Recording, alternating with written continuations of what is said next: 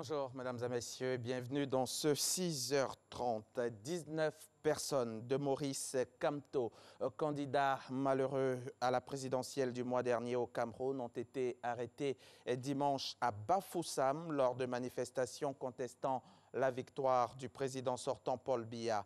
Ces interpellations par la police ont eu lieu en deux endroits de Bafoussam, capitale de la région ouest, où les partisans de Kamto manifestaient pour protester contre les résultats de la présidentielle du 7 octobre qui ont donné la victoire au président Biya, 85 ans au pouvoir depuis 36 ans. Au cœur d'une banlieue aisée d'Harare, une hutte arrondie au toit de chaume se démarque des habitations à l'architecture récente. De petits citadins en uniforme entrent bouche bée dans la modeste demeure où sont exposés calebasses, arcs et flèches, poteries, tambourins en peau de vache ou encore matelas en roseau. Reportage. Atifari Munongi est une célébrité pas comme les autres au Zimbabwe.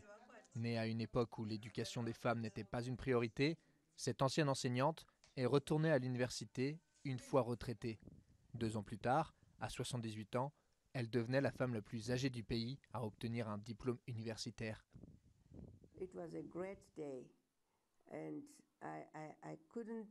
C'était un grand jour, je n'arrivais pas à y croire. Quand j'ai obtenu le diplôme que j'ai toujours voulu avoir. Mon mari était diplômé et j'ai toujours voulu faire la même chose. C'était une grande réussite.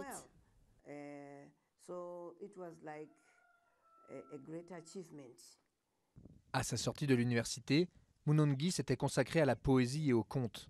Mais depuis, celle qu'on surnomme affectueusement Gogo, ce qui veut dire grand-mère, investit son temps et ses économies dans un nouveau projet, reproduire une maison traditionnelle dans sa propriété au cœur d'Harare. Son but, préserver l'héritage culturel du Zimbabwe. De nombreux aspects de la vie traditionnelle y sont enseignés, ce qui profitera aux visiteurs dans leur éducation et leur interaction avec les autres.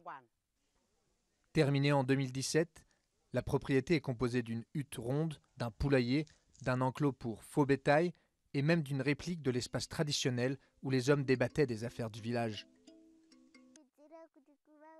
J'invite tous les jeunes enfants à venir, car il y a beaucoup à apprendre.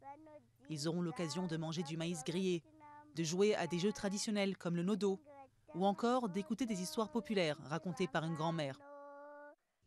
À 80 ans, l'inépuisable Gogo Munongi espère que son parcours servira d'exemple et inspirera les jeunes générations. Les femmes devraient essayer de rêver grand. Les femmes ne devraient pas laisser les hommes rêver à leur place. Les femmes devraient rêver pour elles-mêmes. Des centaines d'écoliers ont déjà visité sa demeure traditionnelle et Munongi ne compte pas s'arrêter en si bon chemin.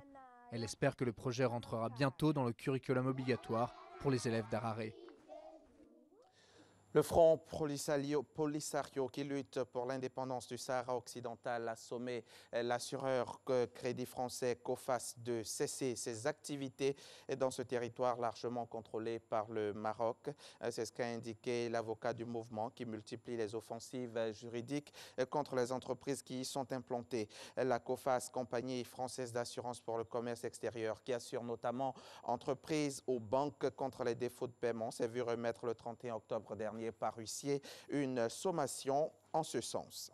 Le prince de Galles est en tournée en Afrique de l'Ouest dans un contexte de sortie de la Grande-Bretagne de l'Union européenne. Londres cherche un accord avec l'Union européenne avant le 29 mars 2019 et la maison de Windsor doit participer à la préparation de l'ère post-Brexit.